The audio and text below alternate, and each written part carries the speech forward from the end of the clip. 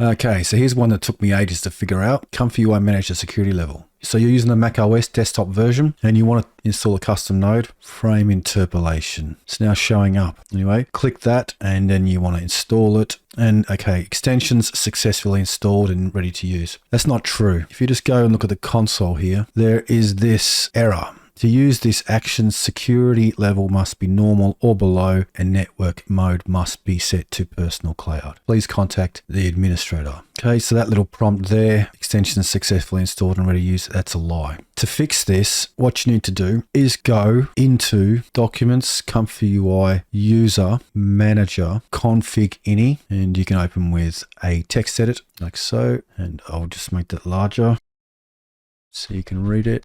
Right, so security level, normal, that is already normal, but the new one that confuses people is this, network mode equals public. Set that to personal_cloud, like that. Then save it, so file, save. Okay, don't need that anymore. Close ComfyUI, start it again.